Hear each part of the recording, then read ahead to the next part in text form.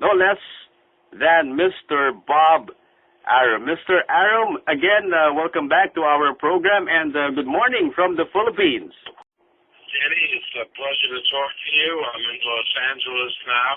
I just witnessed Manny Pacquiao training for his fight with Manuel Marquez, and so I'm delighted to talk to you. All right. And, well, Mr. Arum, how is he doing right now? Because I'm sure you're quite aware of what has happened the past few days with regards to some controversies involving Manny. Well, if there's controversies, he isn't showing it because I have never, ever seen any fighter train as hard as he does. He went 2 hours without taking one break. I mean, I've never seen anything like it, and I've been in this business 42 years. Mm-hmm. For 2 hours, Mr. Arum, he 2 hours he didn't stop. I said to Freddie, I said, how could this guy do it? Everybody takes a break. Mm-hmm. Everybody. Ali, Marvin Hagler, anybody takes a break. This guy didn't stop for 1 minute. And I'm quite sure Freddie Roach probably was begging Manny to take a quick break for his own good, for both of them actually. I'm trying to stop. I mean, he won't stop. He's training like a man possessed. I mean, I've never seen anything like it. I mean, he is in shape that is not human. Okay.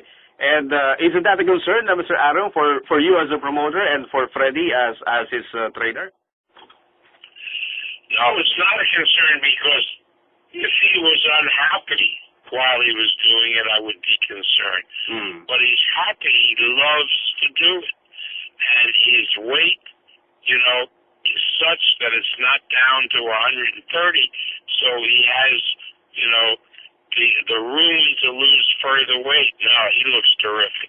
I wish the fight was this coming Saturday instead of 3 weeks from Saturday. But he's going to be in great shape. And by the way, have you talked with Manny right after the training? And is this the first time for you to see him since he arrived in the States, Mr. Arum? Yes. This is the first time that I've seen him since he arrived in the state. No, I'm sorry. I obviously, I don't remember when the press conference was. I think I saw him since the press conference. This is the first I've seen him, and after he finished training, there's a Thai restaurant right downstairs. And I joined him at the Thai restaurant. So I had the opportunity to spend an hour with him after he worked out. And I think he's really focused, Mr. Arum, for this fight because first and foremost, this is the first time, again, in a long time for him to train this long for a fight in the U.S. And he probably knows the importance of this fight for his career. Yeah, absolutely. He is absolutely focused. There's no nonsense of doing other things. I mean, I can't tell you how pleased I am with what I've seen. And do you think with what you saw, Mr. Arum, the result of this fight will be totally different from what happened nearly 4 years ago when they first met? I think more important than what I see and feel is what Freddie feels. I think Freddie is super confident that Manny keeps up this work level. He is going to give the best performance of his career. I don't think they have to worry about Manny peaking too early. I don't think they have to be concerned that he won't be 100% prepared. But remember, it's boxing. We don't know what the other guy is doing. We don't know how prepared the other guy is. He's training in Mexico. And they both put on their boxing trunks the same way. Do you have an idea, Mr. Arum, by the way, with regards to how Marquez is preparing and how focused and how serious he is for this fight against Manny? The reports that I'm getting is that he is training as hard as Manny is training, and he is completely focused on this fight. Those are the reports I get. Obviously secondhand, but that's what I'm hearing. Okay. And actually, Mr. Aram, one of the reasons why we called you up is first and foremost to congratulate you on the successful Kelly Pavlik, Jermaine Taylor promotion last weekend, and we heard that you're trying to plan some big things for Kelly Pavlik, and one of them is a possible bout against Felix Trinidad. How true is this, Mr. Aram? Well, we'll see. I mean, Kelly is going to fight again in Madison Square Garden in New York on June 7th, and whether it's Felix Trinidad or John Duddy, we'll see. But Kelly is really coming along. He's a tremendous champion, and I'm so proud that Top Rank now promotes the three best fighters in the world: Manny Pacquiao, Kelly Pavlik, and Miguel Cotto.